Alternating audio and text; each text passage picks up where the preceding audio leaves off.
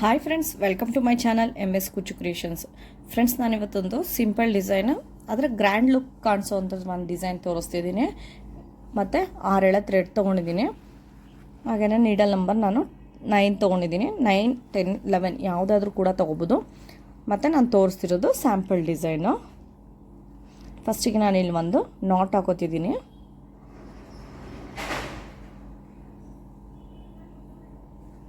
ಒಂದು ನಾಟ್ ಆದಮೇಲೆ ಮತ್ತೆ ಪಕ್ಕದಲ್ಲೇ ಇನ್ನೊಂದು ಸಿಂಗಲ್ ನಾಟು, ಒಂದು ಸಿಂಗಲ್ ನಾಟ್ ಆದಮೇಲೆ 4 ಚೈನ್, 1 2 3 4 ಚೈನ್ ಹಾಕಿ ಅದು ಎಷ್ಟು ಬರುತ್ತೆ ಗ್ಯಾಪ್ ಅಷ್ಟು ನೋಡಿ ಒಂದು ನಾಟ್ ಹಾಕೊಳ್ಳೋಣ. ಮತ್ತು ನೆಕ್ಸ್ಟು ನಾನು ಈ ರೀತಿ ಬೀಡ್ ಯೂಸ್ ಮಾಡ್ತಿದ್ದೀನಿ, ಸಿಲಿಂಡರ್ ಡಿಸೈನ್ದು ಬೀಡ್ ಯೂಸ್ ಮಾಡ್ತಿದ್ದೀನಿ.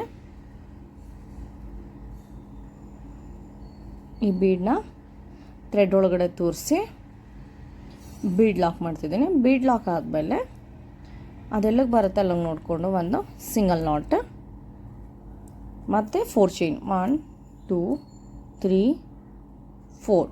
4 ಚೈನ್ ಹಾಕಿ ಅದೆಲ್ಲಕ್ಕೆ ಬರುತ್ತೆ ಅಲ್ಲಿಗೆ ನೋಡಿ ಒಂದು ಸಿಂಗಲ್ ನಾಟ್. ಮತ್ತು ನೆಕ್ಸ್ಟು ಒಂದು ಬೀಡ್ ತೋರಿಸಿ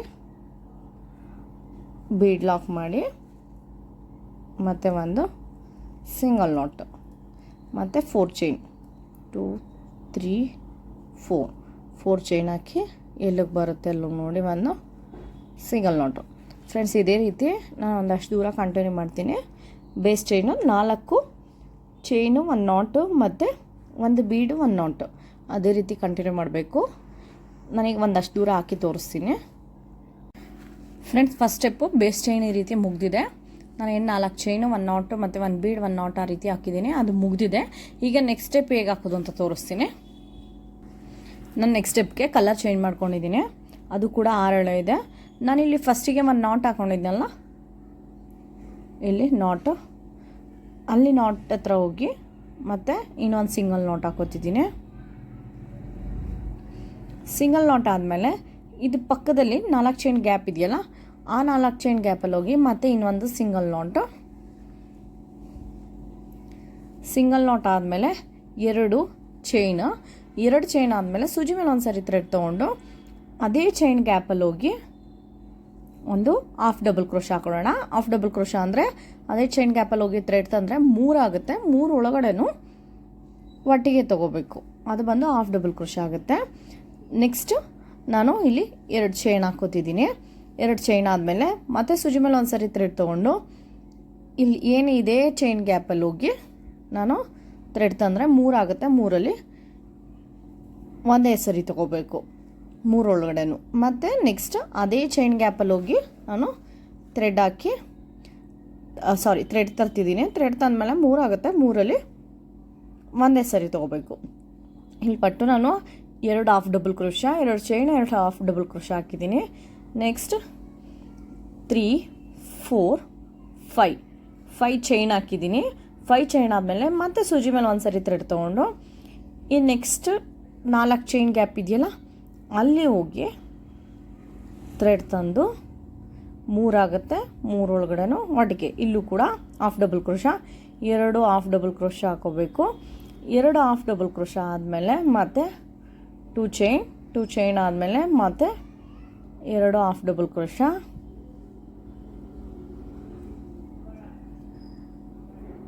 ಮತ್ತು 1 2 3 4 5 ಚೈನ್ ಹಾಕಿ ಮತ್ತೆ ಸೂಜಿ ಮೇಲೆ ಒಂದು ಸರಿ ಥ್ರೆಡ್ ತೊಗೊಂಡು ನೆಕ್ಸ್ಟ್ 4 ಚೈನ್ ಗ್ಯಾಪ್ ಇದೆಯಲ್ಲ, ಅಲ್ಲಿ ಹೋಗಿ ಥ್ರೆಡ್ ತಂದರೆ 3 ಆಗುತ್ತೆ. 3ಅಲ್ಲಿ ಒಂದೇ ಸರಿ ಎಳ್ಕೋಬೇಕು.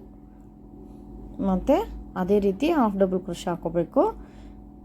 2 ಹಾಫ್ ಡಬಲ್ ಕ್ರೋಶ, 2 ಚೈನು ಮತ್ತು 2 ಹಾಫ್ ಡಬಲ್ ಕ್ರೋಶ, ಆ 4 ಚೈನ್ ಗ್ಯಾಪಲ್ಲಿ ಅಷ್ಟು ಫಿಲ್ ಮಾಡ್ಕೋಬೇಕು.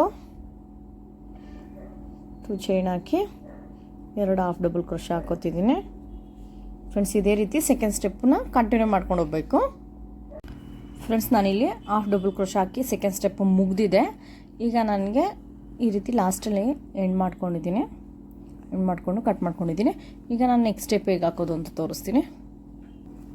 ಫ್ರೆಂಡ್ಸ್, ನಾನು ನೆಕ್ಸ್ಟ್ ಸ್ಟೆಪ್ಗೆ ಕಲರ್ ಚೇಂಜ್ ಮಾಡ್ಕೊತಿದ್ದೀನಿ. ನಾನು 3 ಕಲರ್ ತೊಗೋತಿದ್ದೀನಿ. ನೀವು ಬೇಕು ಅಂದರೆ ನೀವು ಈ ಕಲರ್ ಬದಲು ರೆಡ್ ಕಲರ್ ಕೂಡ ನೆಕ್ಸ್ಟ್ ಸ್ಟೆಪ್ಗೆ ಯೂಸ್ ಮಾಡ್ಬೋದು. ನಾನು ಗೋಲ್ಡ್ ಕಲರ್ ತೊಗೋತಿದ್ದೀನಿ. ಮತ್ತು ಇದು ಕೂಡ 6 ಎಳೆ ಇದೆ. ಇಲ್ಲಿ ನಾನು 2 ಚೈನ್ ಹಾಕಿದ್ನಲ್ಲ, ಆ 2 ಚೈನ್ ಗ್ಯಾಪಲ್ಲಿ ಹೋಗಿ ಒಂದು ಸಿಂಗಲ್ ನಾಟ್ ಹಾಕೋತಿದ್ದೀನಿ.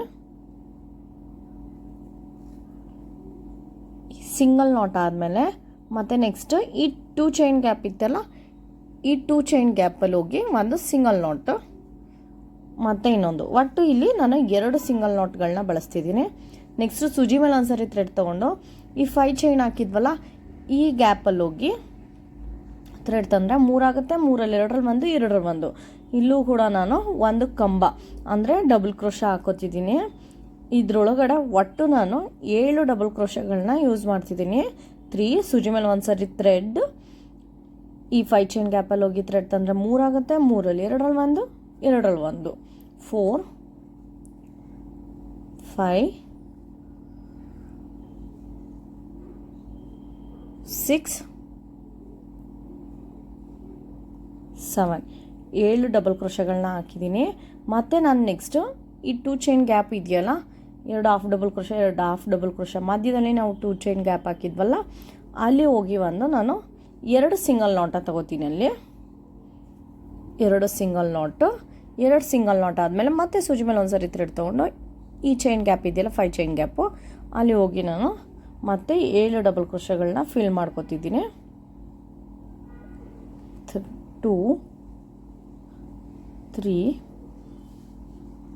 ಫ್ರೆಂಡ್ಸ್, ಈ ರೀತಿ 3rd ಸ್ಟೆಪ್ಪು ಕೂಡ ಮುಗ್ದಿದೆ. ಮೇಲ್ಗಡೆ ನಾನು ಏನು ಆರ್ಚ್ ಹಾಕೋ ಬಂದಿದ್ದೀನಿ ಕಂಬಗಳನ್ನ, ಅದು ಮುಗ್ದಿದೆ. ಈಗ ನೆಕ್ಸ್ಟ್ ಸ್ಟೆಪ್ ಹೇಗೆ ಹಾಕೋದು ಅಂತ ತೋರಿಸ್ತೀನಿ. ನಾನು ನೆಕ್ಸ್ಟ್ ಸ್ಟೆಪ್ಗೆ ಥ್ರೆಡ್ ಕಲರ್ ಚೇಂಜ್ ಮಾಡ್ಕೊಂಡಿದ್ದೀನಿ. ನೀವು ಬೇಕು ಅಂದರೆ ನೀವು ಡಬಲ್ ಕಲರೇ ಯೂಸ್ ಮಾಡ್ಕೋಬೋದು, ಇಲ್ಲ 3 ಕಲರು ಕೂಡ ಯೂಸ್ ಮಾಡ್ಬೋದು. ಇಲ್ಲ ನಂಗೆ ಡಬಲ್ ಕಲರೇ ಸಾಕು ಅಂದರೆ ಡಬಲ್ ಕಲರೇ ಕೂಡ ಯೂಸ್ ಮಾಡ್ಕೋಬೋದು. ನಾನು ಇದು ಕೂಡ 6 ಎಳೆ ಇದೆ. ನಾನು ಥ್ರೆಡ್ ಕಲರ್ ಚೇಂಜ್ ಮಾಡ್ಕೊಂಡಿದ್ದೀನಿ ನೆಕ್ಸ್ಟ್ ಬೀಟ್ ತೋರಿಸೋದಕ್ಕೆ. ನೆಕ್ಸ್ಟ್ ನಾನಿಲ್ಲಿ ಈ 2 ಚೈನ್ ಗ್ಯಾಪ್ ಇದೆಯಲ್ಲ, ಆ 2 ಚೈನ್ ಗ್ಯಾಪಲ್ಲಿ ಬಂದು ನಾಟ್ ಹಾಕೋತಿದ್ದೀನಿ, ಸಿಂಗಲ್ ನಾಟು. ಅಲ್ಲಿ ಸಿಂಗಲ್ ನಾಟ್ ಆದಮೇಲೆ ಇಲ್ಲಿ ನೆಕ್ಸ್ಟ್ ಸಿಂಗಲ್ ನಾಟ್ ಹಾಕಿದ್ವಲ್ಲ ಈ 2 ಚೈನ್ ಗ್ಯಾಪಲ್ಲಿ, ಅಲ್ಲಿ ಹೋಗಿ ಮತ್ತೆ ಇನ್ನೊಂದು ಸಿಂಗಲ್ ನಾಟ್ ಹಾಕೊಳ್ಳೋಣ.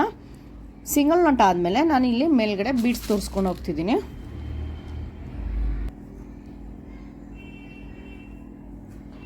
ಬೀಡನ್ನ ಸೂಜಿ ಪೋಣಿಸ್ಕೊಂಡು ಥ್ರೆಡ್ಡಿಗೆ ತೂರಿಸಿ, ಥ್ರೆಡ್ಡಿಂದ ಇಲ್ಲಿ ಕಂಬದ ಮೇಲ್ಗಡೆ ಚೈನ್ ಗ್ಯಾಪ್ ಇದೆಯಲ್ಲ, ಅಲ್ಲಿ ಹೋಗಿ ಒಂದು ನಾಟ್ ಹಾಕೊಳ್ಳೋಣ. 1, 2, 3. ಫ್ರೆಂಡ್ಸ್, ನಾನಿಲ್ಲಿ ನೋಡಿ 7 ಡಬಲ್ ಕ್ರೋಶ ಹಾಕ್ಕೊಂಡಿದ್ದೆ. ಆದರೆ ನಾನಿಲ್ಲಿ ಬೀಡ್ಸ್ ಬಂದು ನಾನು 6 ಬೀಡ್ಸ್ ತೋರಿಸೋದು, 6 ಬೀಡ್ಸ್ ಅಷ್ಟೇ ನಾನು ಅದರೊಳಗೆ ಇನ್ಸರ್ಟ್ ಮಾಡೋದು. ಯಾಕೆ ಅಂದರೆ ಇಲ್ಲಿ ನಾವು 7 ಬೀಡ್ಸ್ ಸೇರಿಸಿದ್ರೆ ಅದಕ್ಕೆ ಜಾಗ ಇಲ್ಲ. 7 ಬೀಡ್ಸ್ ತೋರಿಸೋಕ್ಕೆ ಜಾಗ ಇಲ್ಲ. ಸ್ಪೇಸ್ ಇದೆ, ಆದರೆ ಸ್ಪೇಸ್ ಇದೆ ಅಂದರೆ ಆ ಗ್ಯಾಪ್ ವೈಸು ನಮಗೆ ಸಾಲಲ್ಲ. ಅದಕ್ಕೋಸ್ಕರ ನಾನು 6 ಬೀಡ್ಸ್ನ ತೋರಿಸ್ಕೋತೀನಿ.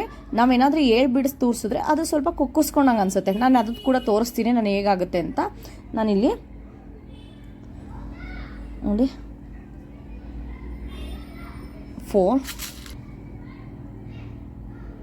4 ಬೀಡ್ ಆಗಿದೆ. 5,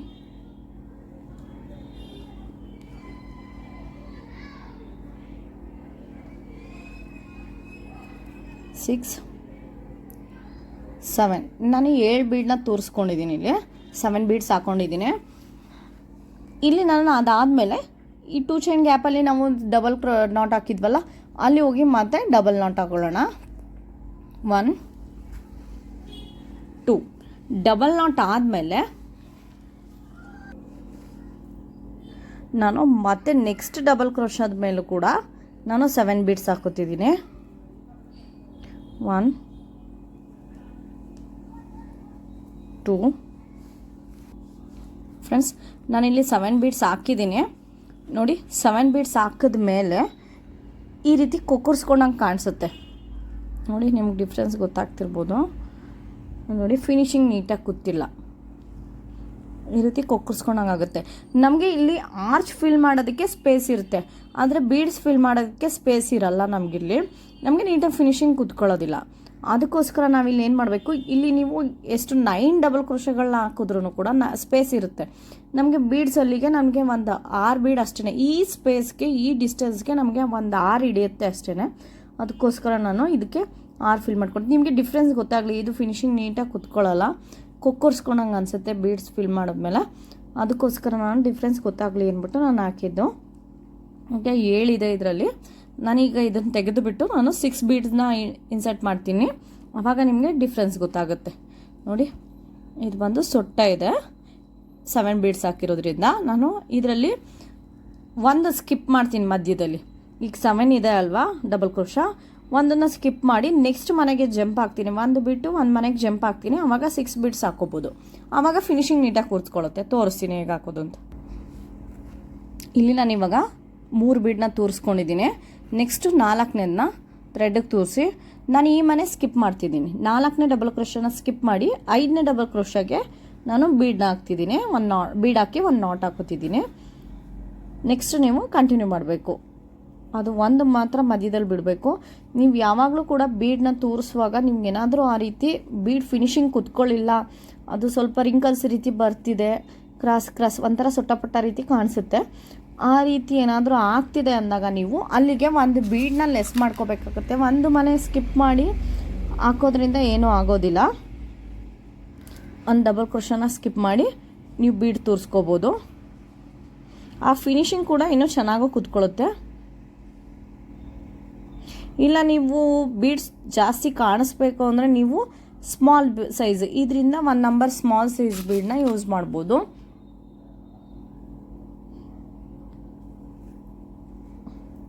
ಇಲ್ಲಿ ನಾನು 3 ಬೀಡ್ ಆಗಿದೆ. ನೆಕ್ಸ್ಟ್ 4ನೇ ಬೀಡನ್ನ ಥ್ರೆಡ್ಗೆ ತೋರಿಸ್ಕೊಂಡು ನಾನು 4ನೇ ಮನೆನ ಸ್ಕಿಪ್ ಮಾಡ್ತಿದ್ದೀನಿ. 5ನೇ ಮನೆಗೆ ಹೋಗಿ ಒಂದು ಸಿಂಗಲ್ ನಾಟ್ ಹಾಕೋತಿದ್ದೀನಿ. 5 6 6 ಬೀಡ್ಸ್ ಆಗಿದೆ.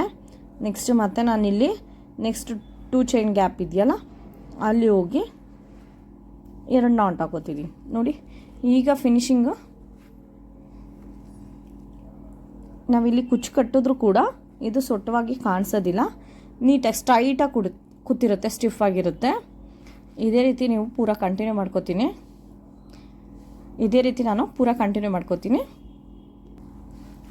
ಫ್ರೆಂಡ್ಸ್, ಈ ರೀತಿ ಕಾಣಿಸುತ್ತೆ ಕುಚ್ಚು ಕಟ್ಟೋದು. ಫ್ರೆಂಡ್ಸ್, ಈ ರೀತಿ ಕಾಣಿಸುತ್ತೆ ಬೀಡ್ಸ್ ತೋರಿಸಿದ್ಮೇಲೆ ಫಿನಿಶಿಂಗ್ ಈ ರೀತಿ ಕಾಣಿಸುತ್ತೆ.